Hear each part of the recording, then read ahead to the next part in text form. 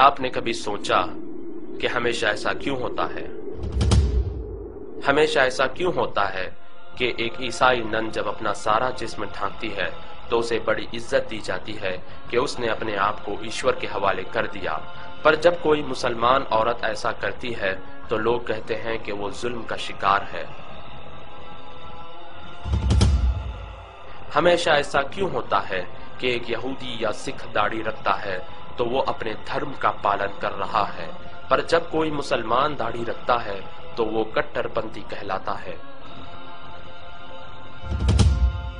हमेशा ऐसा क्यों होता है कि जब कोई स्त्री घर पर सारा समय बिताती है, अपने बच्चों का ख्याल रखती है, तो वो बहुत बड़ा बलिदान दे रही है, पर जब कोई मुसलमान स्त्री ऐसा करती है तो लोग कहते हैं कि वो चार दीवारी में कैद है और उसे आजादी मिलनी चाहिए।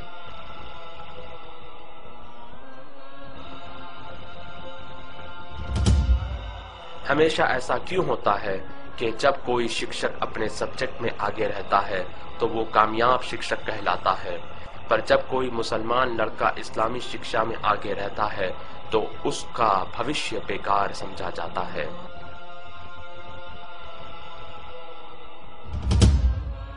हमेशा ऐसा क्यों होता है कि जब कोई यहूदी या ईसाई किसी का खून करता है तो उसका धर्म नहीं बताया जाता, पर जब कोई मुसलमान किसी जुर्म में पकड़ा जाता है तो इस्लाम को बदनाम किया जाता है। हमेशा ऐसा क्यों होता है कि कोई भी लड़की किसी भी तरह के कपड़े पहनकर कॉलेज जा सकती है, पर जब मुसलमान लड़की हिजाब पहनकर कॉलेज जाती है तो उसे गेट पर ही रोक दिया जाता है।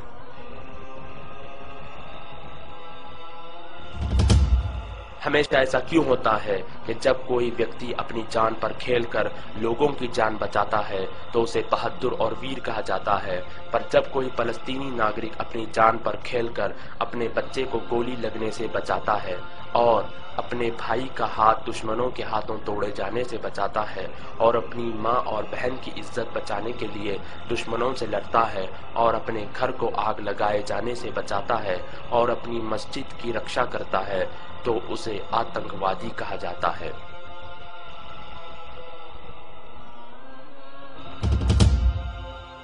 हमेशा ऐसा क्यों होता है कि हम किसी भी प्रकार की समस्या के लिए कोई भी समाधान ले लेते हैं, पर जब उसका उत्तर हमें इस्लाम में मिलता है तो हम इनकार कर देते हैं।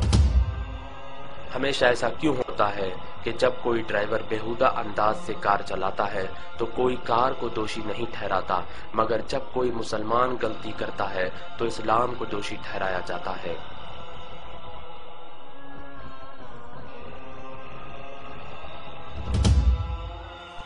हमेशा ऐसा क्यों होता है कि लोग अखबार और मीडिया में बताई गई हर चीज पर यकीन कर लेते हैं, मगर कुरान में लिखी बातों पर सवाल करते हैं।